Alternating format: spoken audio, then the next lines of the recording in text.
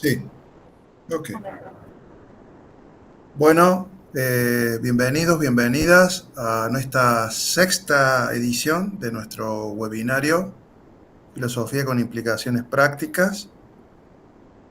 Hoy tenemos el enorme agrado de contar con una excelente filósofa, Marina Tracas, que con mucha generosidad y gentileza nos va a donar hoy su tiempo para pensar en torno al daño epistémico vinculado a la violencia sexual. Marina es investigadora del CONICET, con lugar de trabajo en el Instituto de Investigaciones Filosóficas de SADAF. Posee un PhD en filosofía por la Macquarie University de Australia, así como también un doctorado en ciencias cognitivas por la Escuela de Altos Estudios en Ciencias Sociales de Francia. Su trabajo disciplinar se centra sobre todo en filosofía de la mente y en el ámbito de las llamadas ciencias cognitivas, con un especial interés en los temas de la memoria, las emociones y los sueños. De modo que, bueno, vamos a disponer, si Marina está de acuerdo, con unos 45 o 50 minutos si está bien, de exposición. Y luego Sofía Panuncio, que tengo el agrado de que nos acompañe y colabore hoy, va a coordinar el chat para preguntas o comentarios. Y por último, decirles que nos restan dos encuentros más, uno el 29 de noviembre con Facundo García Valverde y otro el 3 de diciembre con el doctor Bruno Rusca de la Universidad Austral de Chile. Eso es todo por mi parte y bueno, soy todo oídos. Gracias. Bueno, muchas gracias, Guillermo, por la invitación. Como ya anticipaste, bueno, el tema de esta charla va a ser el daño epistémico de la violencia sexual. Es algo que he trabajado en un texto que ya está publicado, lo realicé con una colega que se llama Catherine Puddifoot, que es profesora en la Universidad de Durham, en el Reino Unido, donde está desarrollado detalladamente algunas de las cosas que voy a decir acá. El texto es justamente el que se encuentra a la izquierda y se llama Agencia Epistémica y la generalización del miedo. Y también algunas de las ideas que aparecen, esta idea más bien que puede haber daños epistémicos más esquemáticos, que no son específicos, todavía las redacté yo en un texto que todavía no ha sido publicado porque va a ser parte de un handbook que todavía no ha salido a la prensa, que se llama La filosofía de la violencia sexual, que también es un handbook muy interdisciplinario, en donde hay arte, poemas, ensayos y artículos. O sea que después si les interesa, igual ya aparece en Phil Papers, tiene, está accesible el texto, así que si a alguien le interesa leerlo, puede buscarlo en Phil Papers. Y también después, bueno, voy a comentar otra literatura. Entonces, empecemos con esta idea, o sea, de manera muy general, no voy a hacer un abordaje histórico de la noción de violación o agresión sexual, pero sí capaz que es interesante recalcar que en principio esta es una noción que es bastante reciente históricamente, que antes se hablaba más bien de sexo no deseado y no se veía justamente aquello que era moralmente reprochable, ¿no? Como algo que no se desea, pero que tampoco es moralmente reprochable, y después se cambió esta terminología un poco, se empezó a incorporar más esta idea de violación o agresión sexual. Y en general la violación y agresión sexual es considerada como un evento traumático, como otros tipos de traumas que puede tener, que son también causados por agentes no humanos, por ejemplo, un desastre natural, que ponen en riesgo la vida, pero cuyas secuelas justamente en general se consideran que son más graves que otro tipo de traumas, sean traumas causados por la naturaleza y el azar, como también la agresión física. Entonces, tiene una relevancia importante. Y esto, bueno, cuando hablamos de esos daños que produce el trauma, es muy común, y creo que está muy estudiado en la literatura, reconocer que existen daños psicológicos muy graves en general, de carácter más bien afectivo. Cuando se habla de los daños psicológicos, se habla más bien de la afectividad y demás, de la salud mental, y también daños prácticos, ¿no? Entonces vamos a repasar un poquito cuáles son esos daños afectivos, como para ubicarnos un poco en el contexto. No todo el mundo que sufre un trauma por violencia sexual o cualquier tipo de trauma va a desarrollar el trastorno de estrés postraumático, pero existe probabilidad que lo desarrolle y que los síntomas sean severos. El trastorno de estrés postraumático es una especie de desorden mental que es reconocido como tal, sobre todo saben en el manual de desórdenes mentales de la Asociación Americana de Psiquiatría, y que aparecen muchas características, o sea, es bastante, no es monolítico, no tiene que cumplir todos los requisitos, pero distintos tipos de síntomas son agrupados en distintas categorías y al menos tienen que poseer ciertos síntomas en cada categoría para poder diagnosticar el trastorno de estrés postraumático. En general, los síntomas más conocidos y asociados con este desorden mental son los flashbacks, esta idea de tener imágenes intrusivas sobre el evento traumático que vuelven al presente y son muy disturbadoras, pesadillas en relación con el evento traumático, que también interrumpen el sueño, lo que es esencial justamente para la salud mental, hipervigilancia, estar siempre atento, y lo mismo esto, la respuesta de sobresalto exagerada, sobre generalización del miedo, que es lo que justamente yo voy a desarrollar un poco con más detalle, lo que se llama conductas de evitación, o sea, tener miedo generalizado a distintos estímulos, y esto a veces lleva a evitar esos estímulos que son considerados como peligrosos, y esa es la conducta de evitación. Es una palabra medio fea, pero bueno, en inglés es avoidance behavior, como esta idea de evitar ciertos estímulos que son considerados como peligrosos y que pueden recordar el evento, ¿no? Y después otra lista muy variada también de desórdenes mentales que están relacionados también con la violencia sexual. Bueno, la ansiedad es parte de esto de la hipervigilancia y demás, ideas suicidas, autoinculpación, desesperanza, problemas de adaptación social, somatización, depresión, disfunciones sexuales, baja autoestima, abuso de sustancias, trastornos alimentarios, disociación. Lo que es interesante, vamos a decir interesante, pero lo que sucede es que a veces estos síntomas persisten más de lo debido y hasta se pueden volver crónicos. Y otra también de las cuestiones es que en general las personas que han sufrido violencia sexual tienden a volver a ser víctimas de violencia sexual. Hay estudios que muestran que la resistencia es mucho mayor que aquella persona que nunca ocurrió en violencia sexual, ¿no? Tienen una tendencia a ser de vuelta revictimizadas. Estos son los daños en general más bien psicológicos de carácter afectivo, de salud mental, ¿no? Pero también existen daños prácticos, ¿no? Estos son, de vuelta, reconocidos en la literatura. No sé si aquí en Argentina se reconoce también como un daño importante, pero en general todos los daños psicológicos también acarrean daños en la vida cotidiana, en la manera en que nos relacionamos con otras personas y que nos insertamos en la sociedad. Entonces, muchos casos hay un deterioro en las actividades cotidianas, ¿no? También una pérdida de productividad, esto puede llevar al desempleo. A veces hay costos médicos significativos que no todo el mundo puede afrontar, no solamente, por ejemplo, el aborto en algunos países, ¿no? Donde no hay un aborto gratuito, pero también, por ejemplo, asistencia psicológica, terapéutica. No todo el mundo puede afrontar ese gasto. Embarazos relacionados con la violación, dificultades también para mantener parejas actuales, pérdida de intimidad, alteraciones en la vida sexual e incluso evitación de las relaciones sexuales. Y también esta idea que a veces se puede reducir la autonomía individual. Y para esto hay un lindo ejemplo en el artículo en donde se habla justamente de una filósofa que se llama Linda Alcoff, que está en Estados Unidos, pero que ella es de origen de un país de Centroamérica, o sea, nació ahí, pero bueno, luego emigró cuando era muy chiquita a Estados Unidos y fue violada. Y cuenta en este libro justamente cómo ciertas acciones que estaban bajo su control voluntario se convierten en acciones involuntarias, entonces que evita justamente porque no las puede controlar, como por ejemplo realizar deporte y sentir que hay alguien detrás, ¿no? Que la sigue y que, bueno, antes parece ser algo que no tiene control de la situación, pero lo pierde debido a que no tiene tolerancia para que alguien se encuentre detrás o sentir esa presencia detrás de su cuerpo. El tema, bueno, vemos que todos estos daños están un poco interconectados, ¿no? Los daños psicológicos están interconectados con los prácticos. El tema es, bueno, hay daños epistémicos. Cuando nos referimos a epistémicos, nos estamos refiriendo al conocimiento, ¿no? Daños en la manera en que conocemos, usamos conocimiento, producimos conocimiento, o información en general, ¿no? No solamente conocimiento en ese sentido fuerte de que es algo verdadero, ¿no?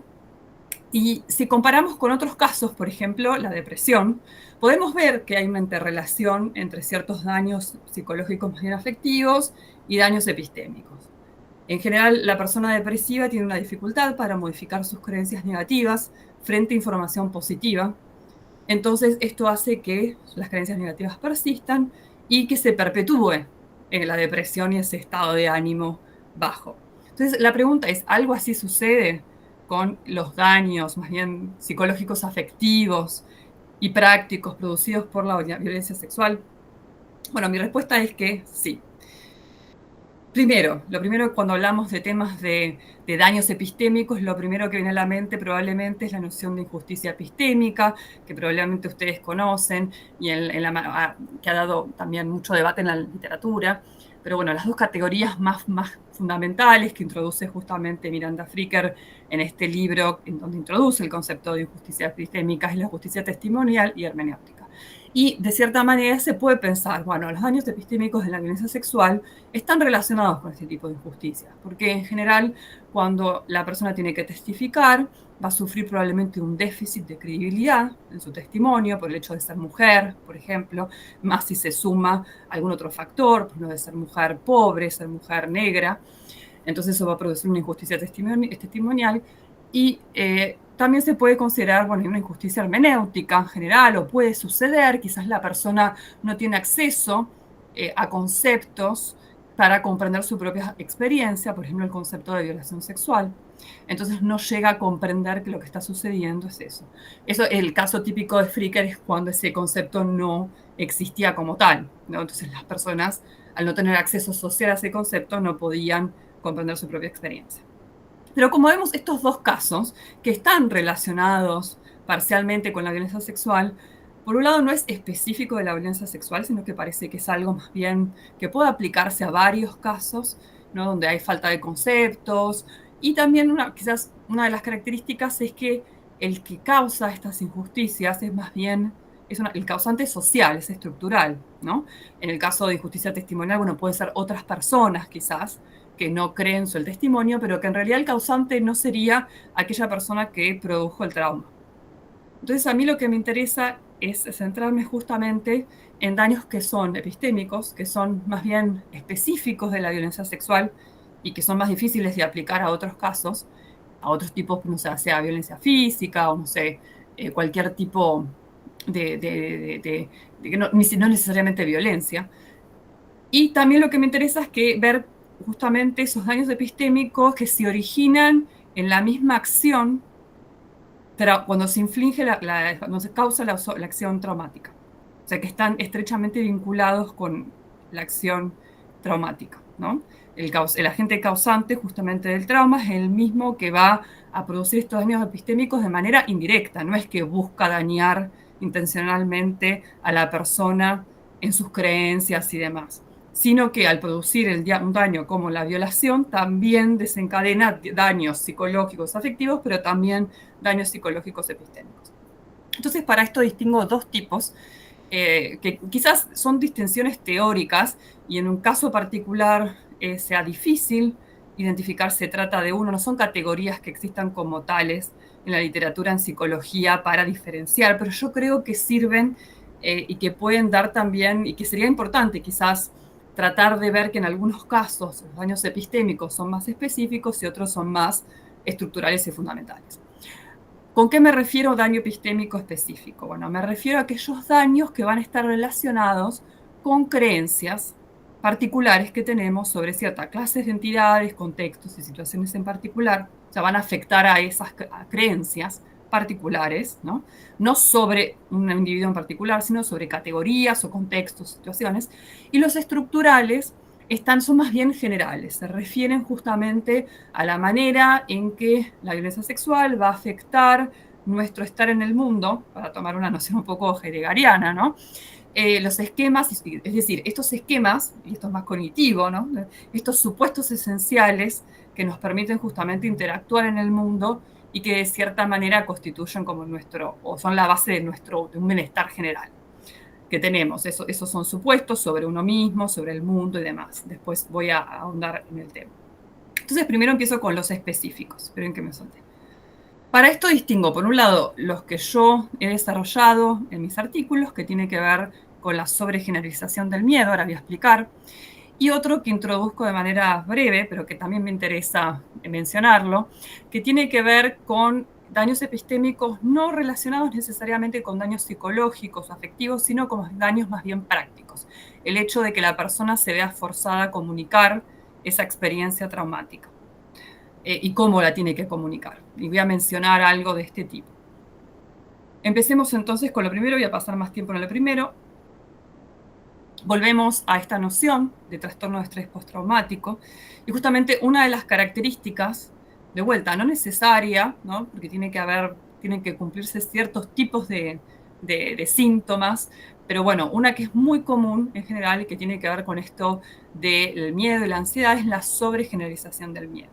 Entonces, para eso, la sobregeneralización del miedo, ¿qué es por sí el miedo? Bueno, el miedo es cuando sentimos un malestar psicológico y también tenemos reacciones corporales, fisiológicas, ante una señal que consideramos como peligrosa, un estímulo peligroso que se encuentra presente en el ambiente o que es inminente. La ansiedad es más o menos lo mismo, pero se refiere a la anticipación. O sea, no estamos frente a ese estímulo ni es algo inminente todavía, ese estímulo que es considerado como peligroso, pero el hecho de anticipar, de pensar, por ejemplo, en el encuentro con tales personas o en ciertas situaciones, hace que se anticipe ese malestar psicológico y esas reacciones fisiológicas.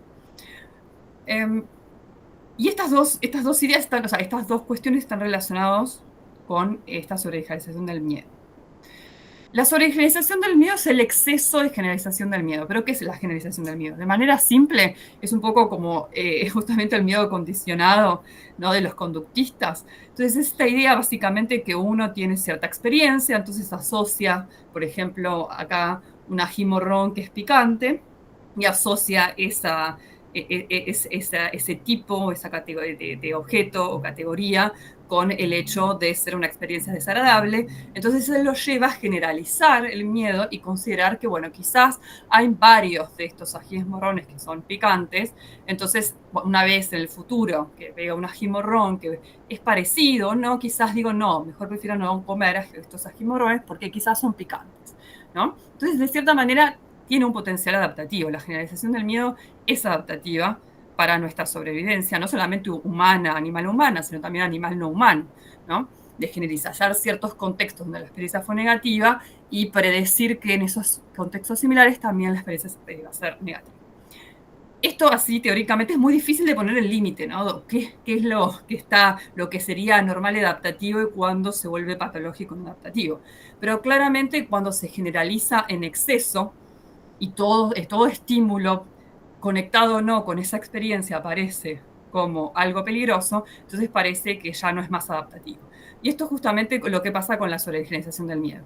El caso típico, o sea, hubo un experimento con un bebé en la época que se podía experimentar con seres humanos, que lo hizo Watson y probablemente lo conocen en 1920, y a este bebé entonces se lo llevó a un laboratorio y se le presentó una ratita blanca y después con un ruido de un martillo muy fuerte. Entonces es el condicionamiento, ¿no? Entonces algo blanco como la ratita pasa a tener, ya ve la ratita y se larga a llorar porque la asocia con el estímulo este feo que vendría a ser este ruido de martillo. El tema es que después le presentaron otros objetos más o menos similares, al menos tenían el mismo color, o sea, perceptualmente similares, y también producía el llanto y el temor, como sea el conejito blanco, piel blanca o hasta un osito de peluche blanco. Entonces vemos cómo ahí el miedo parece que está generalizado de manera que no es adaptativa, porque nada de eso en principio supone que va a aparecer, que está asociado con algo negativo, ¿no? ¿Qué pasa en el caso? Este era el ejemplo que les quería dar porque son el tipo de ejemplos que ya no se pueden dar más en la literatura porque ya no existe más este tipo de experimentación con humanos, pero esto muestra que también en los humanos esto es muy difícil de predecir para dónde va a generalizarse ese miedo cuando uno tiene una experiencia negativa con un tipo de estímulo. Y esto creo que está claro en este ejemplo que doy, que aparece en el texto de Patricia Histill. Patricia Histill creo que está viva, una profesora australiana de Derecho, que ha trabajado todas estas cuestiones del trauma y la violencia sexual. Y en este libro de 1994, que se llama Voces de los sobrevivientes, no sé si está traducido, pero es un libro muy, no puedo decir lindo, porque en realidad es un libro que compila testimonios sobre distintas temáticas de personas que han sufrido violencia sexual, pero creo que es muy informativo y es muy interesante. Yo lo he leído para hacer estos trabajos y me pareció que es espectacular poder tener acceso a estos testimonios directos de personas que tratan de entender su experiencia. Y acá vemos claramente cómo es esto de la generalización, sobregeneralización del miedo.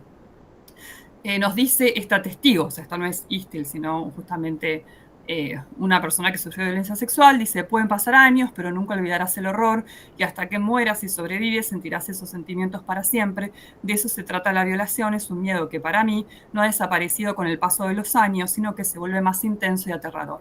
Un rostro en la multitud, un programa de televisión, algo que alguien dice, un olor, para mí son las naranjas podridas, la forma en que un desconocido, un amigo te mira, tener en brazos a mi hija bebé, ver desnudo a mi esposo, ir a la playa, hablar con mi mejor amiga, una canción. Para mí todas estas cosas y una más, el cuchillo, al cortar verduras para la cena de mis hijos o simplemente al preparar un sándwich, hacen que haber sido violada hace tal número de años sea una pesadilla cotidiana.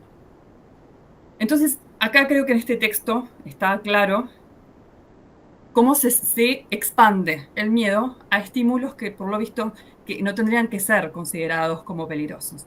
Algunos son por similitud perceptual, ¿no? El cuchillo quizás no es el mismo cuchillo, pero pertenece a la misma categoría.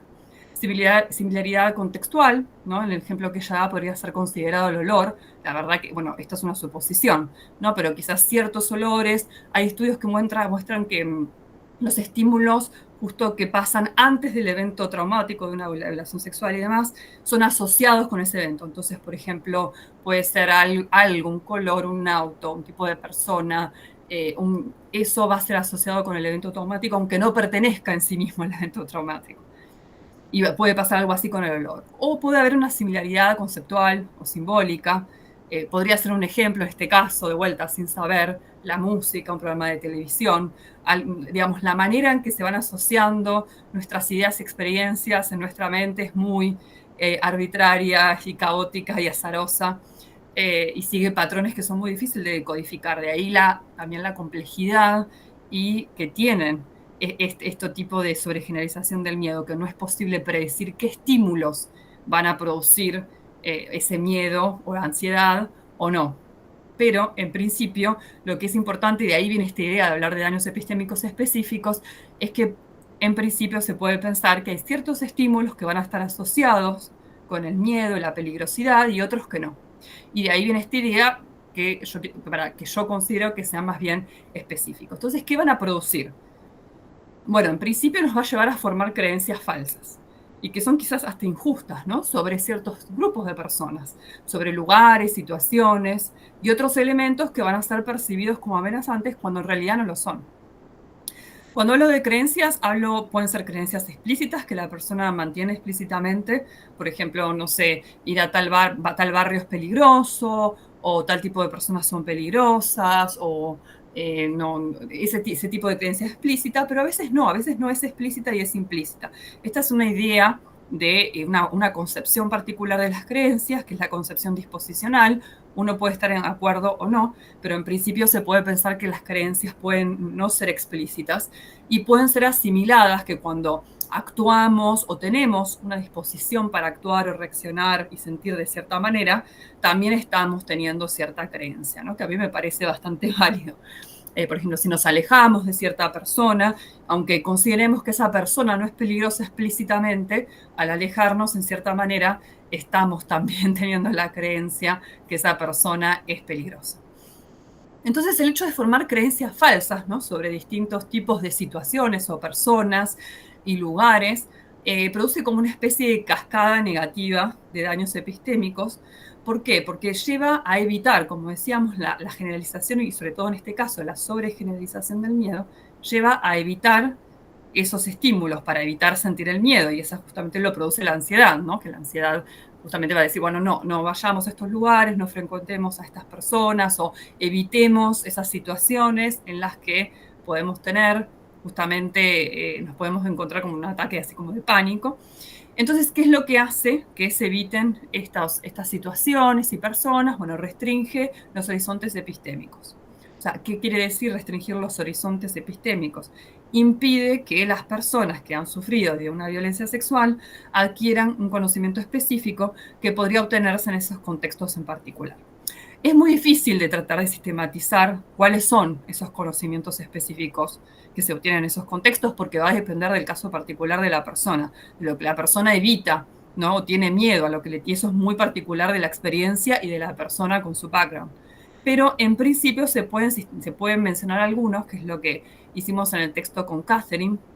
Este parece medio trivial, pero es verdad que, por ejemplo, cuando se asocia cierta persona o cierto tipo de persona que pertenece a cierta etnia como siendo peligrosa y se evita, por ejemplo, el contacto con ese tipo de personas, entonces esto también nos priva de cierta manera de aprender sobre ese grupo y de todo el conocimiento que tiene ese grupo.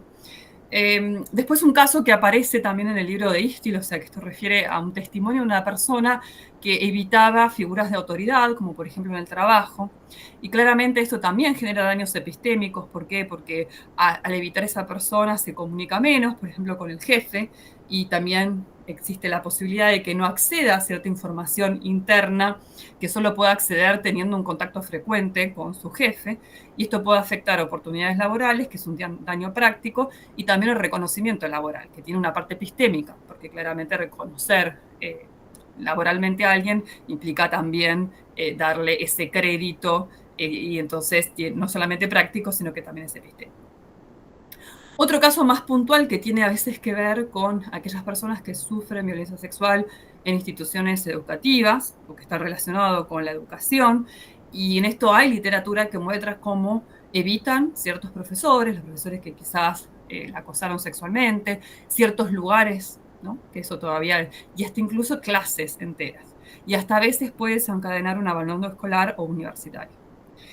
Pero ni siquiera la persona, o sea, estos son casos donde lo que pierde es el conocimiento formal, ¿no? Todos tenemos derecho a acceder a la educación formal y en principio, bueno, puede haber distintas causas, ¿no? Puede haber muchísimas causas por las que la persona no tiene acceso a ese conocimiento formal, problemas familiares y demás, pero este sería también un caso que está registrado que la gente que sufre violencia sexual, al menos en contextos así educativos, después tiene un rendimiento más bajo y también comienza a ausentarse.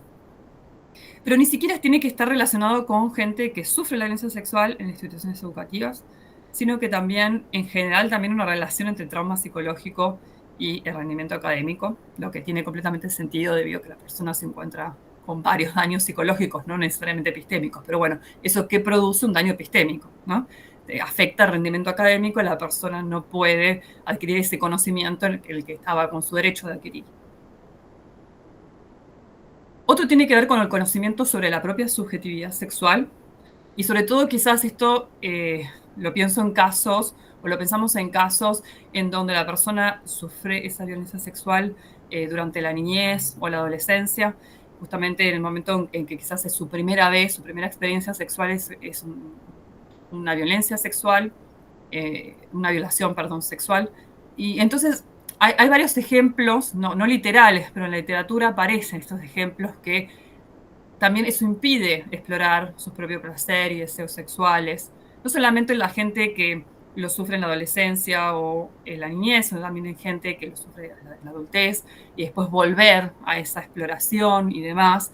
Es muy común que haya miedo, que se eviten encuentros sexuales, y como hemos dicho, esto también afecta la relación en pareja para aquellos que están en pareja, pero bueno, quizás el punto es más claro en el caso de la gente que tiene su primera experiencia sexual a través de una violación sexual, sí, sobre todo en la niñez, ¿no? Esto cómo afecta esa capacidad para tener conocimiento de sus deseos sexuales. Y por último, otro caso, y que este también es un poco sistemático y creo que estaría presente en todos o sea, no depende ya tanto de la persona, la particularidad de la persona que sufre la violencia sexual, sino que es más bien generalizado. Pero bueno, quizás no todo el mundo les sirve, ¿no? En general, cuando pensamos cómo hacer, si por ejemplo tenemos creencias falsas, trauma, que vengan de un trauma o no, pero qué es que hay que hacer justamente para tratar como pensamos hoy en día. Bueno, hay que exponerse a formación contraria, ¿no? Información que va justamente ir en contra de lo que estamos esperando. Y esta es un poco también una visión un poco conductista, pero en ciertas personas funciona. Quizás no funciona en todo el mundo, pero en ciertas personas sí funciona. Este hecho, por ejemplo, cuando hablamos de la gente que tiene aracnofobia, bueno, hay que exponerse a arañas en espacios cuidados y demás, pero la exposición va a llevar a una, creo que se dice, no me acuerdo la palabra, pero bueno, va a desensibilizar a la persona con respecto a una araña, una fobia que tiene, y entonces va a hacer que le tenga menos miedo a la araña. Bueno, esto sería un poco el mismo principio que está acá. Que de vuelta, quizás no funcionan todas las personas, como también pasa con las fobias, que no funcionan con todas las personas, pero con algunas sí. Entonces, esta idea que justamente si tenemos creencias falsas sobre ciertas situaciones, contextos, grupos de personas, entonces una manera de tratar de superar y de rever esas creencias falsas es justamente exponiéndonos en situaciones en donde podemos adquirir información que va a ir contra esas expectativas negativas que tenemos. Por ejemplo, en el caso de alguien que sufrió violencia sexual en una institución educativa, tener buenas experiencias con sus profesores y demás, interactuar con los profesores y tener experiencias gratificantes que no tienen ninguna arista de algo sexual, puede ser que revea ese miedo que generó hacia autoridades como los profesores, ¿no? O sea, y esto va a debilitar de cierta manera el recuerdo del trauma y fomentar una diferenciación entre estímulos que son peligrosos y otros que son seguros. Entonces, ¿qué pasa cuando la persona, por ejemplo, decide no exponerse por miedo, por temor, por ansiedad, decide no exponerse a situaciones y contextos en los que puede encontrar este tipo de información que van en contra de sus expectativas negativas? Bueno, esa falta de exposición va a llevar a una especie de ciclo negativo que lo que va a hacer es amplificar los daños del trauma, sean psicológicos, pero también epistémicos, ¿no? Entonces, esta es la imposibilidad de encontrarse en contextos que van a hacer a uno tratar de cambiar esas creencias que ha generado y que son falsas. Estos son los daños epistémicos específicos que yo mencioné que están relacionados con la sobregeneralización del miedo. Después, hay otros tipos de daños que solo quería mencionar brevemente porque aparecen en un artículo que escribió una filósofa estadounidense en la revista de Humanidades de Valparaíso, que edité junto con otras colegas sobre la memoria del trauma, y me pareció muy interesante. Igual acá les dibujo un poco lo que ella dijo, porque lo adapto más a mis intereses, pero bueno, me parece que es un artículo muy interesante y que tiene esta cosa de especificidad. Y bueno, y el punto que quiero hacer es que en realidad cuando una persona sufre una violencia sexual, probablemente, aunque no sea, pero bueno, probablemente y también se espera que narre ese trauma. Y ella introduce este concepto de narrativas de trauma performativas. O sea, cuando narramos ese trauma, muchas veces la finalidad de narrar ese trauma, o sea, en un contexto terapéutico no va a ser tratar justamente uno de curarse, de integrar el trauma en su propia historia personal, pero muchas veces la finalidad de esa narrativa es material. O sea, sea en un juicio, estos no son los casos que ella trata, pero bueno, sea para obtener, por ejemplo, un subsidio, una beca, quizás eso no pasa en Argentina, pero su contexto es Estados Unidos, y sí, sea también quizás para ser creído la primera vez por familiares, amigues, ¿no? Eh, También tiene una finalidad material. Entonces, lo que ella dice es que cuando tenemos que contar narrar esa experiencia del trauma, eso va a imponer una carga epistémica indebida a las víctimas. O sea, y no solo esto está relacionado con la injusticia epistémica, ¿no?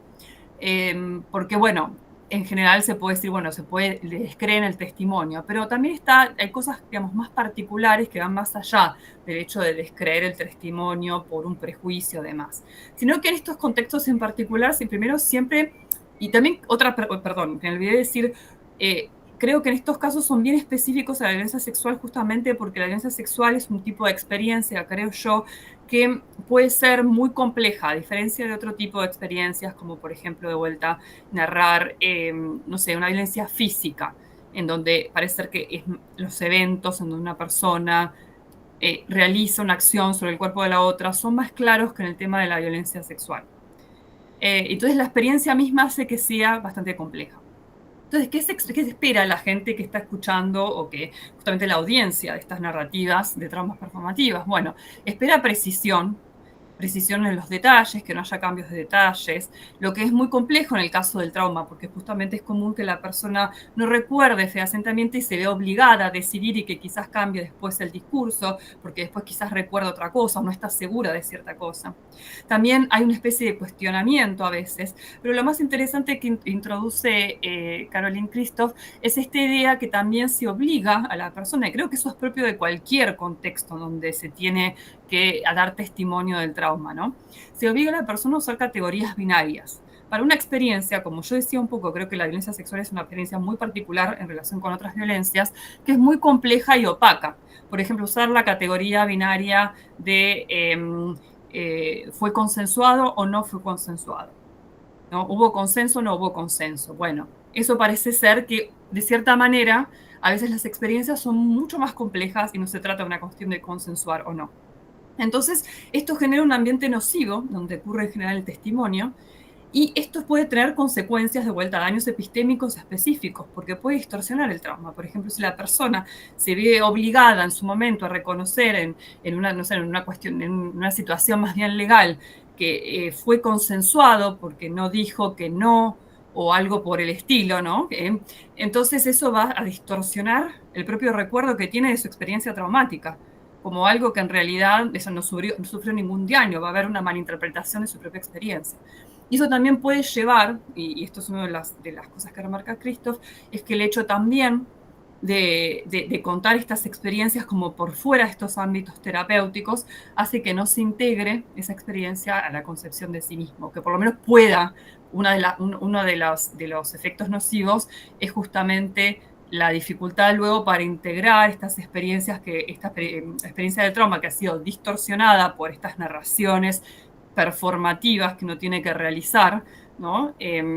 Para obtener un fin material. Entonces me pareció muy interesante y también considerarlo como algo específico porque, de vuelta, aunque la persona que realiza una violación sexual eh, no es el agente causal directo de este daño epistémico específico, sí creo que pone necesariamente a la persona en una situación de sufrir ese daño por las mismas características del ambiente en que uno da el testimonio, ¿no? Que creo que es muy difícil pensar que la solución que da Christoph es decir, bueno, hay que ser un poco más complaciente y tratar de entender todas estas ambigüedades, ¿no? Como en la parte de la audiencia, de la escucha, pero es muy difícil pensar que en cualquier sistema legal o por fuera de lo legal, ¿no?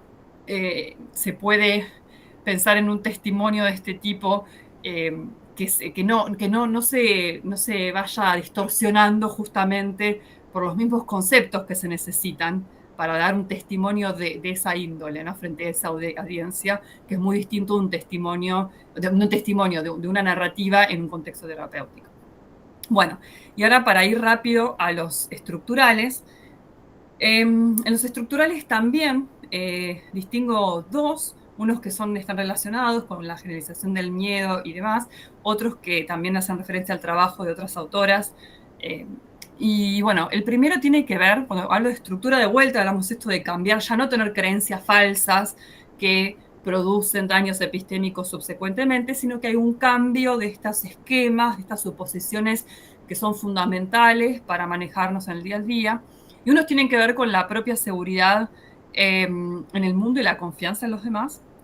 Y la otra tiene que ver con la posibilidad de registrar esos daños como algo que es experiencialmente negativo. Entonces, en algunos casos van a impedir el desarrollo de estos esquemas, ¿no? Por ejemplo, en el caso justamente de un trauma crónico, repetitivo, sobre todo en la infancia, el esquema con el que se va a desarrollar justamente el niño no va a ser un esquema de seguridad y confianza, sobre todo cuando es crónico repetitivo. Y en otros casos va a haber un cambio, cuando es un evento aislado, o bueno, en algunos casos un evento repetitivo, pero no aislado, y que se lo puede considerar como una especie de experiencia transformativa.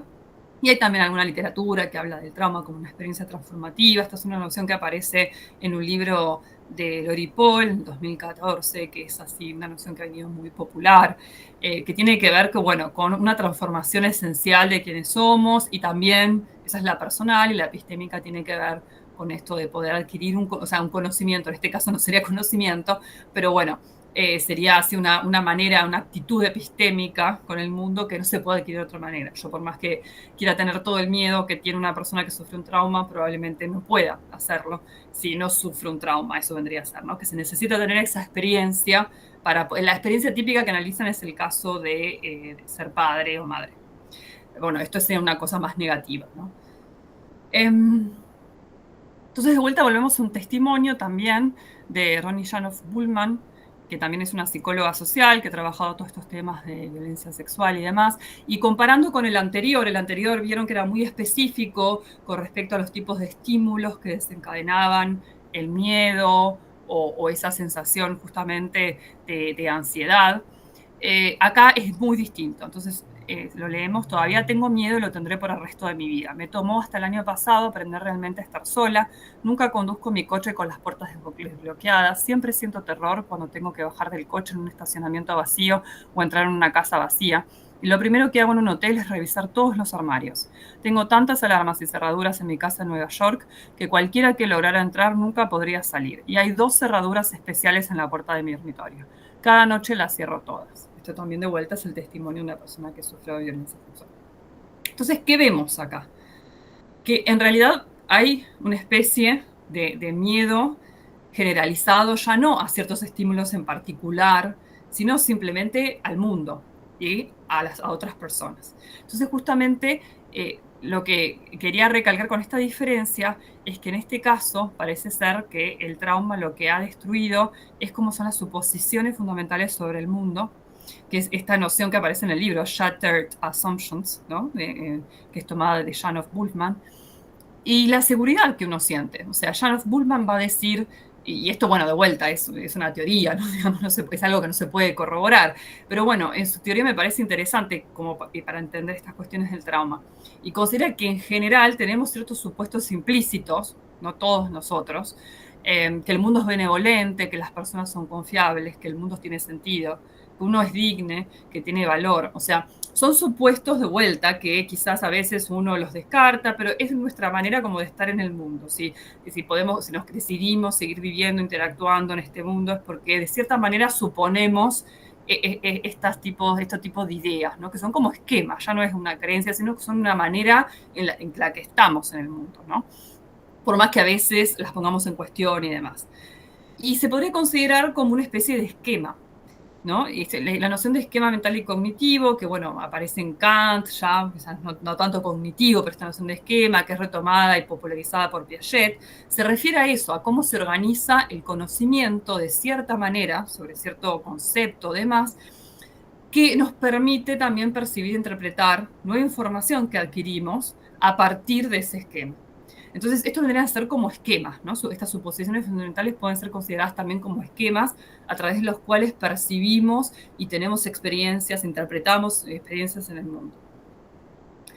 Entonces, ¿qué pasa cuando hay un caso como el que veíamos, el testimonio de esta persona? Bueno, hay claramente un cambio de esquemas mentales o cognitivos. ¿No? Si todos, por ejemplo, si las personas que no han sufrido ningún trauma en particular tenemos estas especies de suposiciones o esquemas implícitos para manejarnos en el cotidiano con otras personas y con nosotros mismos también, ¿no?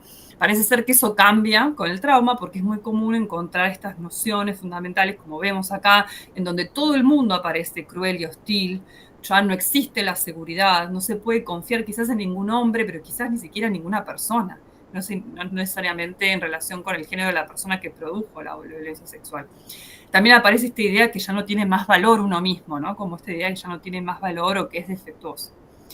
Y estos cambios de esquemas mentales que vemos en el caso de esta mujer, del testimonio de esta mujer, también llevan un cambio en la conducta. Ahí se ve, bueno, ahí el cambio en la conducta, y que esto también aparece bastante en la literatura, es que que lleva en muchos casos, ya no estamos hablando de ciertos estímulos que producen miedo, se evitan, sino simplemente de tener una precaución excesiva, de limitar las actividades fuera del hogar. Esto hay varios ejemplos en la literatura de gente que directamente decide, por ejemplo, no salir de su hogar o salir de manera lo más limitada posible. Y esto lleva a un distanciamiento social con las otras personas y puede llevar incluso a un retiro social de aislamiento. Entonces, acá vemos que los daños epistémicos son muchísimo más pronunciados que en el caso en donde simplemente hay ciertas creencias falsas y los daños epistémicos aparecen mucho más puntuales. Acá vemos que los horizontes epistémicos se reducen enormemente. Si hay una distancia social, si hay falta de interacción con otras personas, miedo a interactuar con otras personas y también desconfianza en uno mismo, en su propio valor, parece ser que el daño epistémico es mucho peor que en el otro caso. Y también la posibilidad de exponerse información que va a tratar de desconfirmar esto.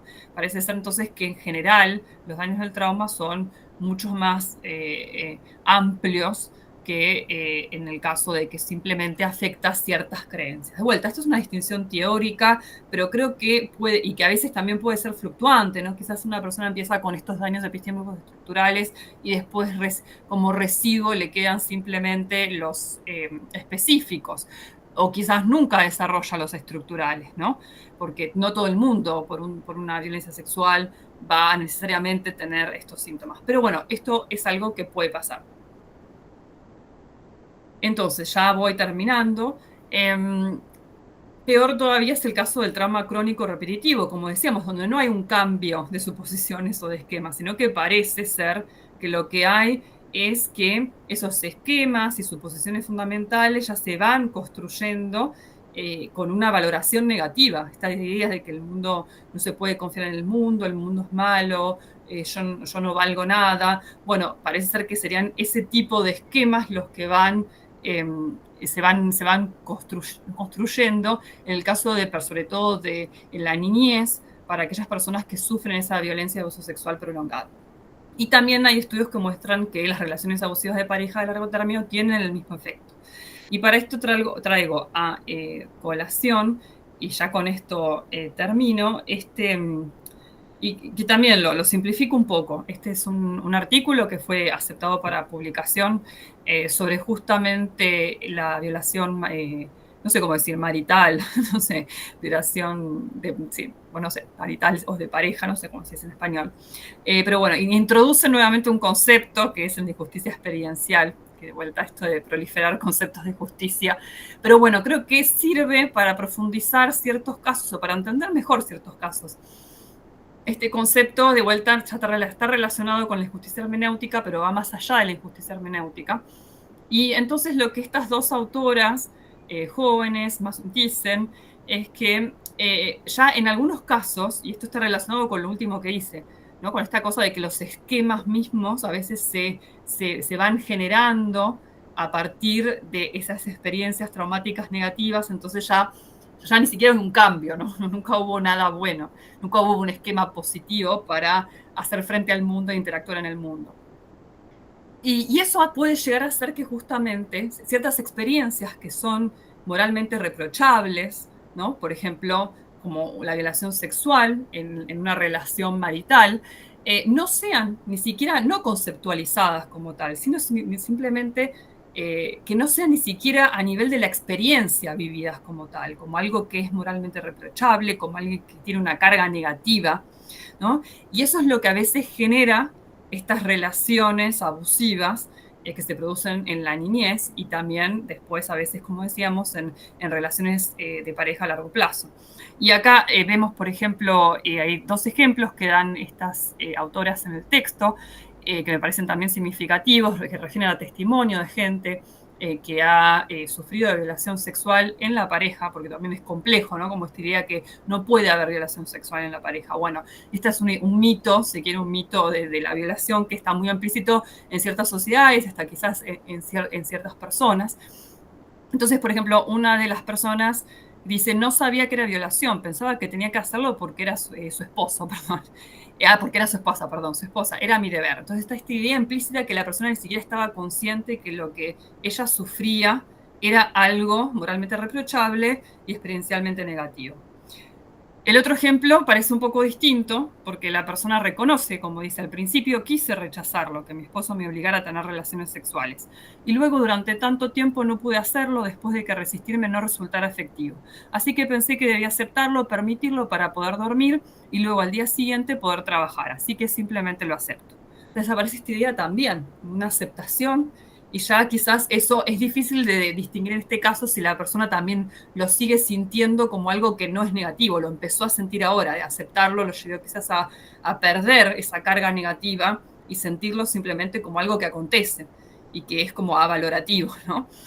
Pero bueno, este concepto hace referencia a eso y me parece también interesante traerlo porque muestra cómo a veces afecta la violación sexual a un nivel mucho más profundo, bueno, con respecto a cómo uno siente directamente, no como uno interpreta lo que él siente, sino simplemente como uno siente, como que anula, como dice la definición que ellas dan, que la fuerza evaluativa de un evento es atenuada, neutralizada o reestructurada, o sea, no se siente lo negativo del evento. Entonces, bueno, vemos que el trauma produce varios daños epistémicos, no pretendo ser exhaustiva, simplemente digamos lo que he estado trabajando yo bueno, los textos con los que he estado involucradas por distintas razones que me parecieron relevantes.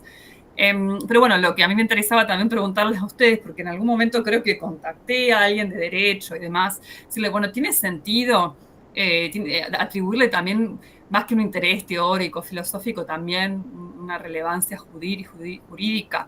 O sea, ¿puede servir quizás hablar de estos daños epistémicos en sí para determinar la pena de la persona, del agente causante de la violación sexual, o para reparar el daño? Bueno, no sé, estas son preguntas que se las dejo a ustedes más abiertas, que conocen más sobre el tema, pero a mí me parece que también es relevante encararlo desde este lado, no simplemente de lo psicológico afectivo, sino de lo psicológico pero epistémico, porque ahí muestra también la gravedad de los daños que, no es, que tiene la violación sexual. Bueno, muchas gracias.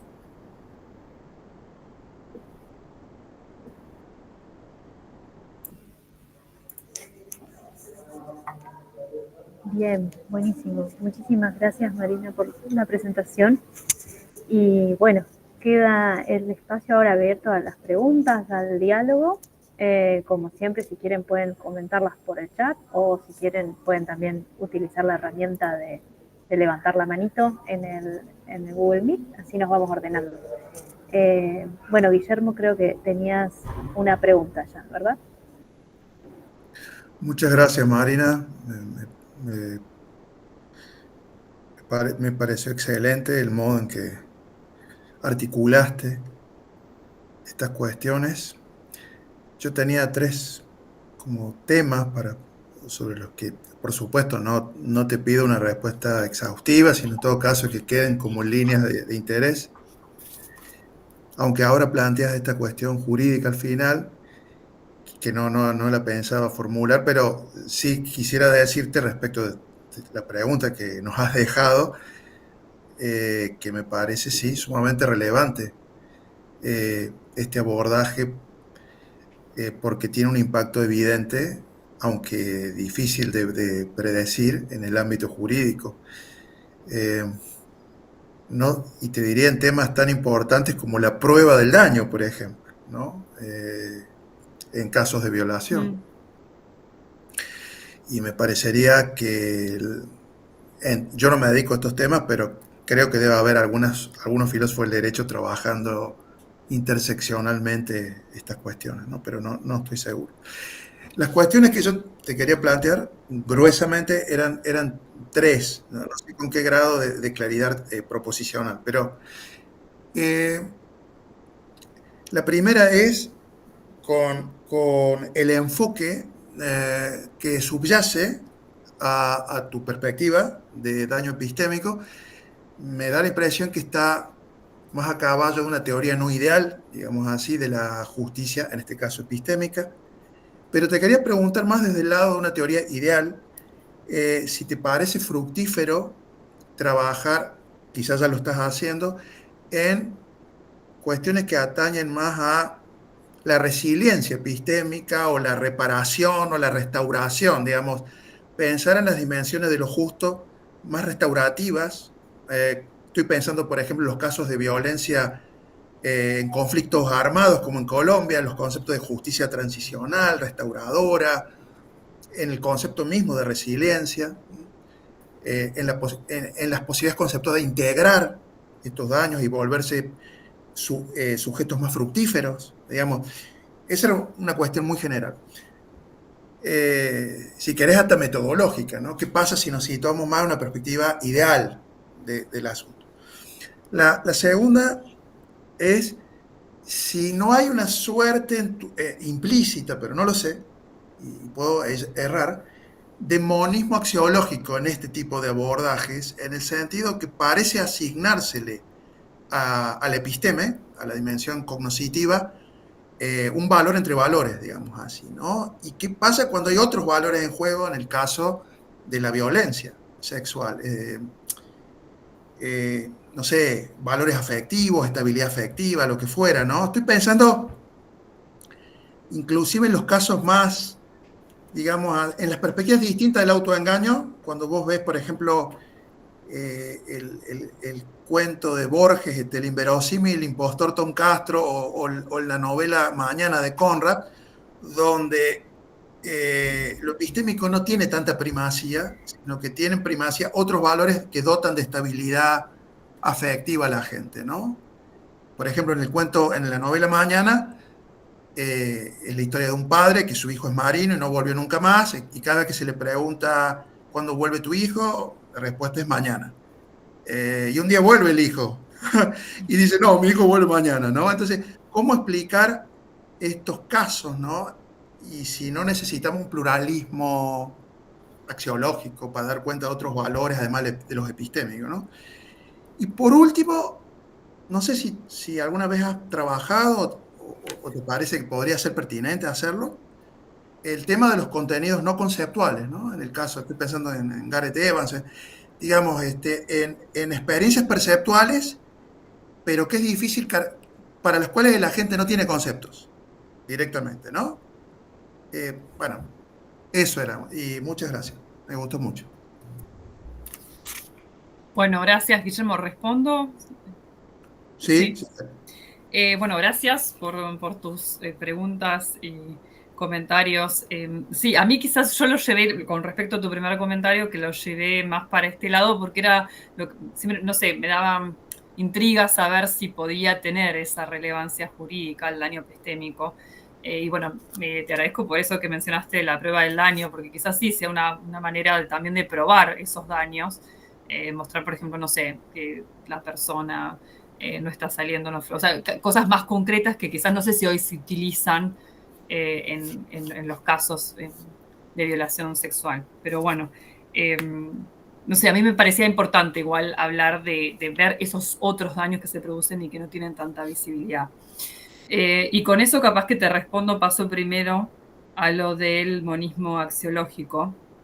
Eso, digamos, justamente vos me decís que le estoy dando como demasiada relevancia al tema epistémico o algo por el estilo. Eso es lo que entendí, ¿no? Yo creo que sí hay en juego otros valores y que están relacionados a eso, pero justamente esos otros, en este caso en particular, ya tienen cierto reconocimiento.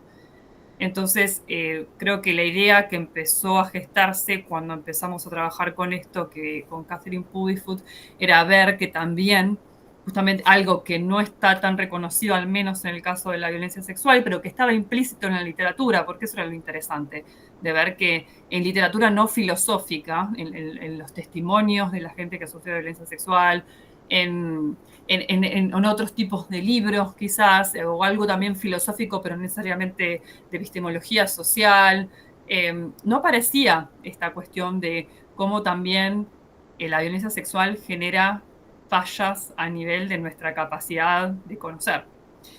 Entonces de ahí viene un poco la idea, no era darle como una relevancia o presentarlo como lo primordial con respecto a otros valores, sino tratar simplemente de darle visibilidad a algo que me parecía que estaba invisibilizado.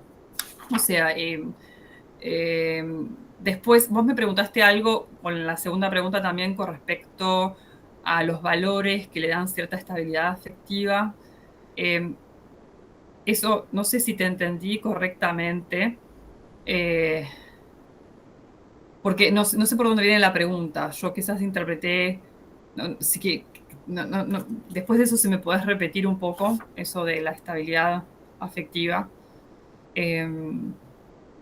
Pues, porque no sé para dónde iba. Tenía una idea, pero bueno. Y después con lo que me preguntaste primero, sobre todo, o sea, sí, digamos, yo trabajar, no he trabajado los temas que mencionaste de resiliencia epistémica o de justicia transicional. Eh, y lo he pensado, quizás sí, todo este tipo de trabajo lo he realizado más en relación quizás con casos de violencia sexual relacionados con individuos en un contexto no bélico, en un contexto que no es de opresión, ¿no? O sea, un contexto general, ¿no? Casos más bien particulares. Entonces también quizás centrarse en un caso como el decías vos, en Colombia, ¿no? Y todos los conflictos armados que hay en Colombia, entonces lleva a conceptualizar esto de otra manera, lo que no he hecho y tampoco me he centrado en nada, pero sí me parece súper interesante lo de la justicia transicional y demás, pero es algo que no he trabajado. Creo que hay una autora justamente también australiana que ha trabajado bastante esos temas. Pero no, yo desconozco y por ahora no tengo ningún proyecto concreto sobre eso. Pero me parece, sí, también importante moverse no solamente como decías vos, sino también más bien, o sea, de ir a, bueno, cómo se soluciona, pero sino también cómo se puede hacer para retribuir a esto, sino también moverse de lo más individual a lo más colectivo, ¿no? En estos contextos un poco, muchísimo más complejos. Eh, y después respecto a la última pregunta de contenidos no conceptuales, eh, sí, el tema, por ejemplo, de la percepción, eso igual es debatible si existe algo así como un contenido no conceptual o no y demás, pero en este caso creo que al menos lo que apunta es que habría tanta penetración cognitiva, o al menos si se puede utilizar ese término en nuestra percepción, que sería difícil negar que esas creencias que uno tiene sobre ciertas personas y contextos que son peligrosos no influyan en la percepción misma. Y creo que los casos más paradigmáticos son, por ejemplo, y que no están relacionados con la violación sexual, pero bueno, que se pueden mencionar como para ejemplificar bien, ¿no? Casos, por ejemplo, en Estados Unidos, que son varios de los policías que por el solo hecho de ser una persona afroamericana y las ven afroamericana, perdón, las ven hacer un movimiento en donde supuestamente estarían sacando un arma y quizás ni siquiera están sacando un arma, y ha habido casos así, que estaba sacando un documento, que ni siquiera estaba sacando un arma y que le disparan, ¿no? Entonces ahí se ve cómo, o sea, de vuelta, no en relación con, o sea, no es excusable ni tiene nada que ver con estos temas, pero ahí se ve claramente cómo ciertas creencias sobre la peligrosidad de ciertas personas se inmiscuyen en lo que también uno ve y percibe, ¿no? Y bueno, no es justificable, no quiero por ello, pero bueno, ahí vemos cómo a veces la percepción también de la peligrosidad, y esto me parece también interesante plantearlo, y ahora después si me puedes aclarar lo que me querías, lo que me habías preguntado sobre la estabilidad afectiva, pero me parece también interesante aclararlo cómo a veces eso también se produce sin ningún tipo de experiencia traumática directa, hablando en general, de tener miedo a ciertas personas por el aspecto físico, la etnia y demás. O sea, como a veces eso se gesta y lo vemos acá. Creo que hay un libro que siempre tengo que leer y nunca leo, que tiene que ver con esto, con el miedo, de un sociólogo bastante conocido argentino. Lo tenía por ahí, pero es esto que también, cómo se expande el miedo socialmente, el miedo a ciertas personas, ¿no? A ciertas situaciones, y no necesariamente está ligado con la violencia sexual y demás, pero ahí se ve también, creo yo, cómo se va expandiendo, ¿no? Quizás no tengo una experiencia traumática, no es que alguien me robó y casi más me mata, pero al verlo tanto en la televisión y demás, se genera como algo que me causa como si, que no es lo mismo, pero me causa como si tuviese un trauma, entonces después estoy en la calle y veo a alguien con ciertas características que me parecen peligrosas, aunque no tiene nada de peligrosidad, y lo percibo como peligroso, ¿no? Bueno, esa expansión que se va haciendo a través de los medios de comunicación y demás, con las noticias y con ciertas creencias, pero bueno, eso va un poco más allá de lo que me estabas preguntando, pero también me parece importante verlo a nivel de la percepción, porque eso juega mucho en cómo interactuamos, sobre todo en espacios públicos con otras personas, ¿no? Independientemente de lo del trauma. Y bueno, después si me podías clarificar, no sé si respondí Sí, estas preguntas, pero sí. lo de la estabilidad afectiva, porque me No, está interesaba, bien. pero no estoy segura de haberlo Sí, entendido. fui un poco oscuro. Eh, Antes que nada, gracias. Tampoco pretendo colonizar el espacio, prefiero que pregunten las otras personas, pero aclaro el punto y eh, lo que te quería señalar en estos dos casos, el de Conrad y el de Borges, es que ahí son dos situaciones muy similares en las que el sujeto eh, de algún modo cancela el proceso de adquirir una creencia verdadera, nueva en su conjunto epistémico, es decir, volvió mi hijo, porque en los dos casos son hijos que no están, eh, y es como si el proceso previo afectivo de adaptarse a la ausencia del hijo, este, tuvo tanto éxito evolutivo, no sé cómo decirlo, que cuando estás frente a un caso genuino de adquirir una creencia verdadera nueva, bueno, volvió, etcétera, la negas porque ya generaste una estabilidad, digamos, en el Ah, sistema. No, no, pero no era, digamos, poner en cuestión tu punto, sino que se me ocurrió ese tipo de casos donde conocimiento verdadero, justificado, lo que fuera, cede a algún lugar a otras condiciones que se han logrado antes, ¿sí? Eso era un poco, porque también hay mucho en tu paper, me parece, de que son daños epistémicos, pero que tienen un ligamen fuerte con lo práctico, es decir, que a veces hasta es difícil analíticamente ver dónde termina lo epistémico, dónde comienza lo práctico, al punto que hay como un disposicionalismo medio pragmático, me dio la impresión, ¿no? Es decir, tener una creencia es casi una disposición ya no solo a creer, sino a actuar de cierto modo. Por ahí va la cuestión, pero no sí, quiero. sí, igual yo creo que como vos decís, sí, quizás asumo eso. Con lo de las creencias, vos lo estás tomando para el caso de revisar las creencias, de esa Ya, dificultad para veo. revisar. Sí, estaba pensando, Mm. pero frágilmente en eso.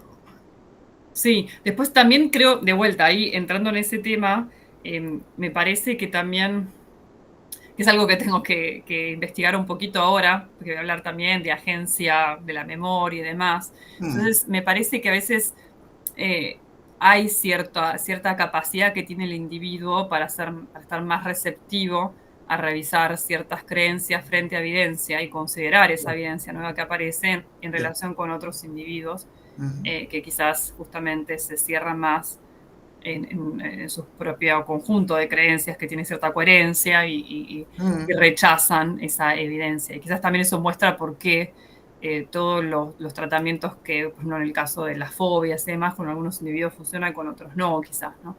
nada. Eh, no sé. Eh, Gracias, está perfecto.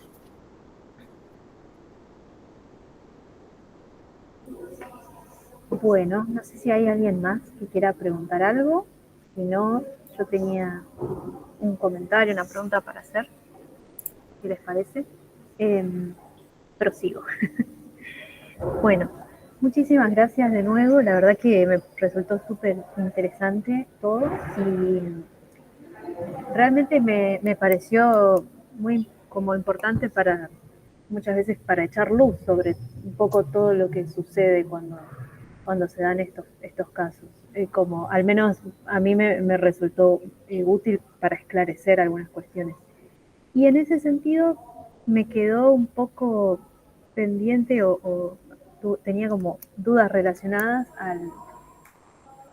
a lo que a cómo se construye de alguna manera la víctima en ese contexto, ¿no? Porque hablaste en un momento de las narrativas de trauma performativas y en ese momento yo pensaba que, bueno, muchas veces en el proceso de la narración la persona misma se va conformando como víctima de ese suceso. Quizás hasta ese momento todavía no había logrado encontrarse en ese lugar.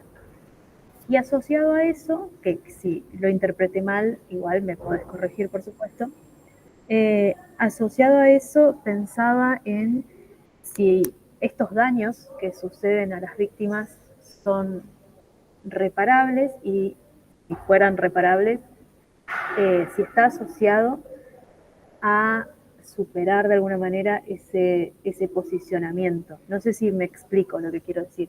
Se habla mucho de, bueno, quedarse o correrse quizás del lugar de víctima, y mi pregunta es si los daños epistémicos permanecen ahí o se pueden de alguna manera subsanar quizás. Bueno, es eso, no sé si quedó claro.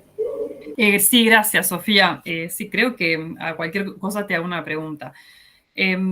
Sí, con respecto a lo que vos mencionás, lo primero que mencionás, que es este trabajo de Christoph, pero en general, cuando bueno, ella lo que quiere señalar es que hay distintos contextos para narrar esta experiencia traumática. O sea, el que va a ayudar a constituir a la persona, el que va a ayudar a incorporar ese evento traumático y trabajarlo, es en contexto terapéutico, en donde no hay tampoco,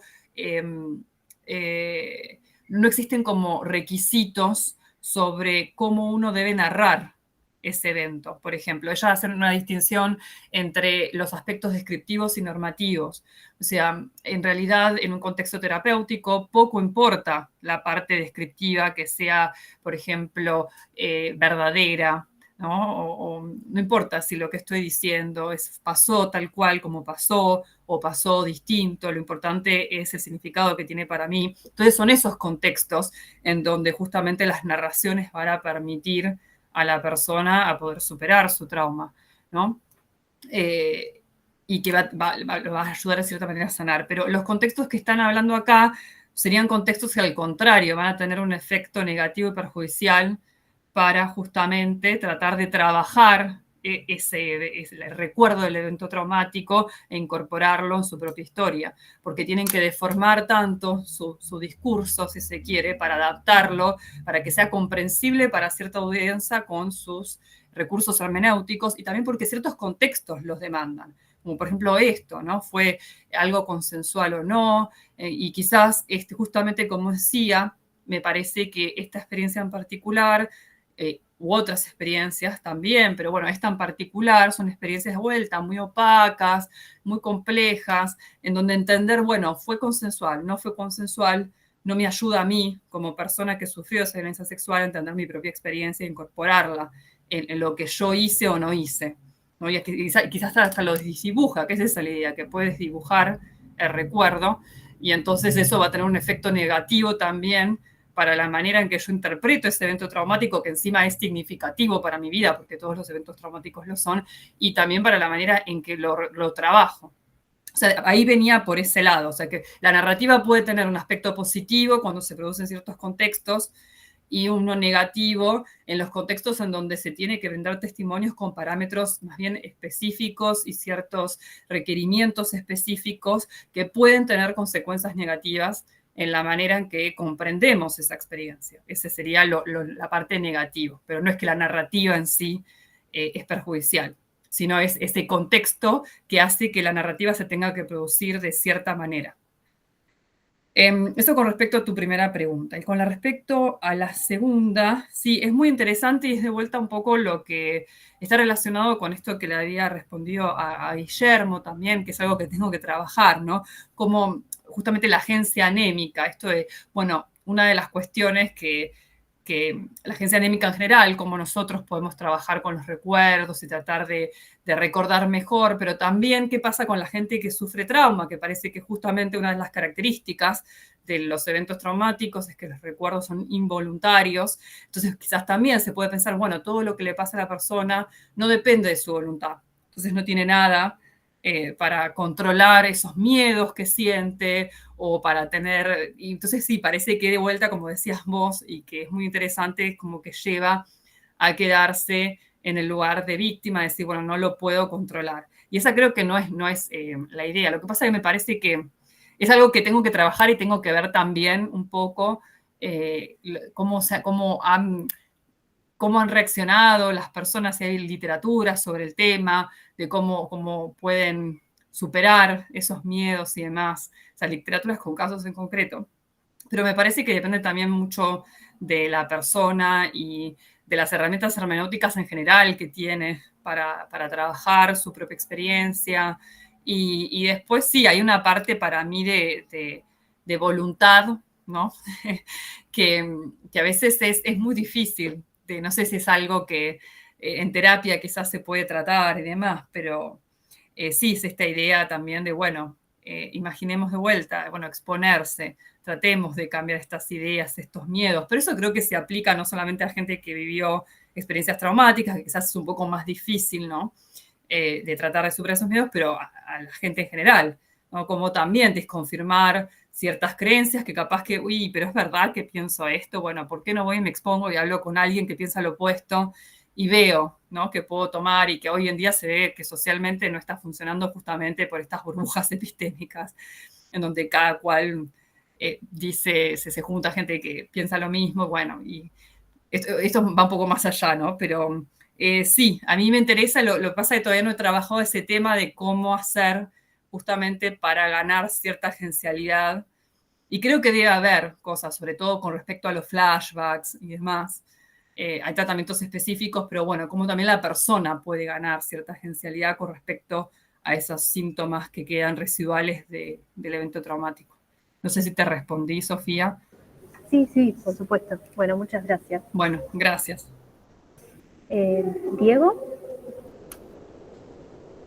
Hola, no sé por qué no me funciona la cámara bien, pero bueno, quería hacer un aporte en relación a la pregunta si es valioso para el ámbito jurídico. Yo soy abogado y trabajo en el Ministerio de Salud Pública, entonces nosotros conocí de forma directa casos de profesionales de salud que habían abusado, tenían alguna intervención en relación al sexual con pacientes. Y bueno, muchas veces me pasó con los abogados de estas personas que plantean, bueno, esos testimonios no son, porque al ser situaciones que se dan en un área cerrada, sin ningún testigo adicional y demás, muchas veces cuestionan los testimonios de las víctimas o de las pacientes.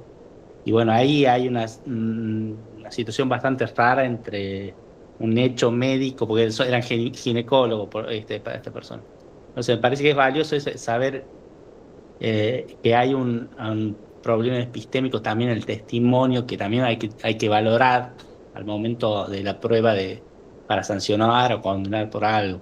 Ahí lo sentí como que puede ser bastante útil también para la prueba testimoniales y demás. Sí, digo, me parece re interesante tu aporte y además también estos casos que mencionás justamente, ¿no?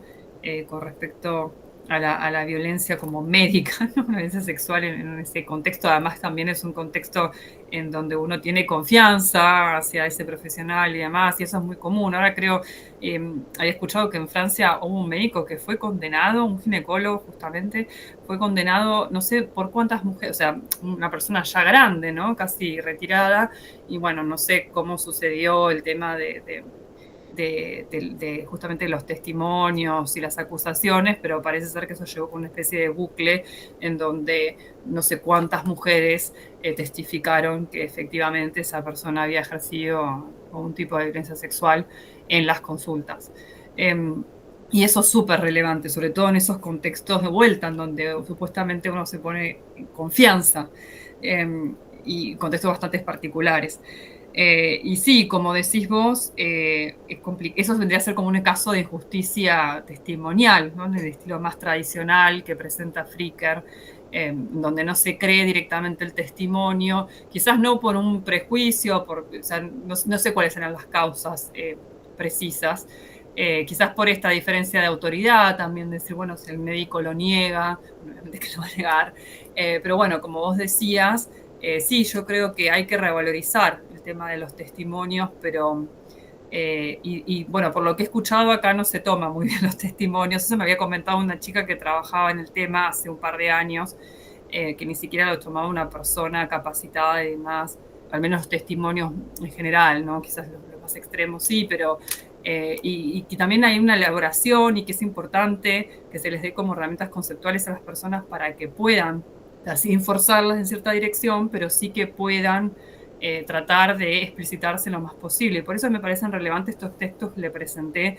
en estos libros que justamente compilan testimonios, porque ahí se evidencia la diversidad y variedad de daños que se producen cuando en realidad si nos limitamos a lo más específico, eso se pierde, ¿no?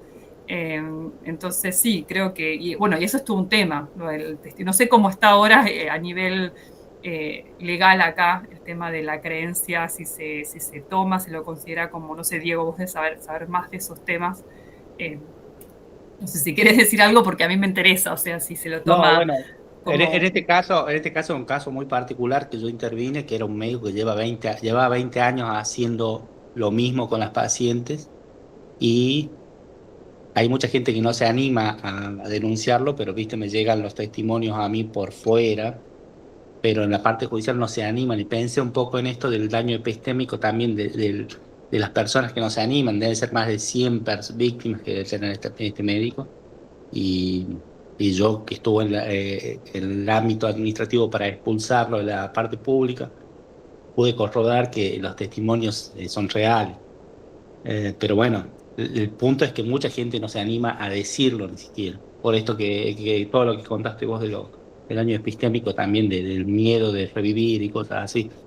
Claro, y sí, eso quizás también es bastante, produce también efectos nocivos, porque capaz que no sé si se animan no solamente a decirlo en un ámbito más bien legal y jurídico, con una finalidad práctica, que tampoco capaz que se animan a decirlo en un ámbito más familiar o amistoso, terapéutico, quizás por vergüenza, porque eso es muy común que aparezca el tema, ¿no? de la vergüenza, de la culpa, y eso también me parece que es interesante remarcar que eso imposibilita de cierta manera, como decía un poco acá Sofía, la necesidad capaz que también de narrar para integrar eso, narrar en un contexto de vuelta, ¿no?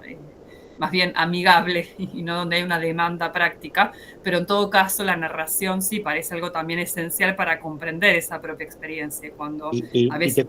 te cuento un detalle que te puede interesar, que recién empezaron a salir a la luz estos testimonios porque el médico aprovechaba que eran mujeres que pedían una interrupción del embarazo. Entonces empezaron a salir a la luz estos testimonios a partir de la ley de interrupción del embarazo. Entonces ahí también Mm, está lo legal, lo ilegal, la posibilidad de hablar, el miedo a la condena social y penal y demás de las mujeres que eran las pacientes. Entonces, se aprovechaba una estructura que ocultaba muchas cosas para usar esto también una presión sobre los testimonios. claro, no, sí, lo que contás sí es terrible, sí, como La lleva a pérdida. que uno se silencias justamente por estas, sí, por estos final, estas cuestiones prácticas, ¿no? O sea, sí. No, bueno, gracias por tu aporte. Es muy triste, pero bueno. Sí, pero bueno, gracias a vos. Espero que lo condenen. No, yo en complemento con lo que dijo Diego, y no quiero ya extenderme de tiempo, Marina, es subrayar que tu trabajo me parece que sería una enorme aportación al ámbito, digamos, judicial, aunque yo no trabajo esos temas, al ámbito, diría yo, de una epistemología jurídica, ¿no? De temas de qué significa probar un hecho en un tribunal, dado todos estos condicionamientos epistémicos, y también para una epistemología política, ¿sí? Cómo habría que transformar nuestras prácticas sociales, nuestras instituciones, a la luz de estas evidencias, ¿no? De estos hallazgos teóricos y empíricos. Y para cerrar diría esto, me parece un punto que también vale la pena que sigas indagando el tema del consenso, que efectivamente creo, intuyo, que hay una trampa ahí conceptual. Dividir la línea de la prueba en consenso o no consenso, ¿no? Como si además fuese un estado mental puro, cristalino, y más bien me parece una especie de juridificación a priori que ya obtura el proceso cognoscitivo con una estipulación. ¿Hay consenso o no hay consenso? Y por eso me parece tramposo. Y es muy habitual en el ámbito jurídico todavía apelar a estas nociones consensualistas, Y por eso me parece que tu aportación, insisto, en términos de epistemología jurídica y política, es importante. Así que Bueno, gracias, agradezco de Guillermo. nuevo. Sí, ojalá pueda seguir un poco trabajando este tema. Ahora lo dejé un poco de lado, pero sí, quizás más con este tema de la agencia y demás. Y bueno, lo que me decís, esto de probar un hecho es muy interesante, o sea, cómo se prueba un caso de violación sexual. Lo que pasa es que me tendría que meter más con una literatura más jurídica que no conozco tanto, pero bueno, es algo que me interesa. Y sí, quizás también se puede utilizar, como decías vos, como una prueba más, ¿no? Como los daños no solamente psicológicos y demás, sino también si hay daños epistémicos que muestran que esa persona tuvo una experiencia traumática. No, y te lo digo porque incluso hay un discurso en Argentina de ya perspectiva de género en el derecho penal para juzgar casos de este tipo, y este tipo de background no está muy presente en las discusiones, y menos en la resolución de los casos. Sí, sí. Sí, Bueno, tendría que ponerme un poco más con los casos concretos, ¿no? Porque creo que ahí está lo interesante, un poco ver la parte más general, pero también los casos y, como decís vos, las resoluciones. Sí, sí, sí. Y bueno, lo que decís del consenso también, sí, eso es algo que es... No sé, creo que justo antes de conectarme vi como que en Francia habían reconocido hoy el abuso sexual no consensuado, esta idea de no consensuado, no sé por qué no llegué a leerlo, pero justo había pasado algo con un reconocimiento que tuvo en el Congreso, el tema de no consensuado. Y bueno, y creo que es algo que igual ya está discutida, esta noción un poco del consenso en la epistemología social y demás, que trata cuestiones feministas, lo que de la dificultad y que es una noción de vuelta, ¿qué es el consenso sí, en un menor? ¿Qué es el claro, consenso en general en estas, como decíamos, situaciones tan grises, ¿no? sí. Donde hay tanta maleabilidad, como somos personas que se adaptan y dicen, bueno, en realidad no es nada malo, que me fuerzan a tener sexo porque es mi marido. Entonces, ahí hay consenso, no hay consenso. No, a mí me parece una trampa lógica Sí, y una perversión psicoanalíticamente hablando. sí, Por eso yo creo que hay una sí, intuición como fina de un ahí. agente perfecto, epistémico Y perfecto, que porque puede me decir, parece que una cosa es postular el consenso, no sé, en términos de teoría ideal de la justicia, tras un sí, velo de la ignorancia, cuando vos vas a adquirir principios de justicia, pero es una perversión, una trampa lógica hablar del sí, consentimiento en el ejercicio de la fuerza. O sí, sea, sí, es casi un oxímoron, digamos. sí, sí, sí, totalmente de acuerdo, Guillermo, sí. Bueno, gracias. Bueno, no, gracias a vos y a ustedes por todas estas preguntas interesantes, así que bueno, me dieron ganas de volver un poco sobre este tema. Gracias a todos, Sofía también, y nos vemos en el próximo webinario el 29 del 11. Bueno, muchas Bueno, gracias. Corto la grabación ya y nos vemos entonces la próxima. bueno, Vale. gracias por la invitación, un gusto discutir con Igualmente, ustedes. estamos en Y bueno, contacto, Marina. Un dale, abrazo. dale, nos vemos. Chao, Chao. chao. Chao, Sofía.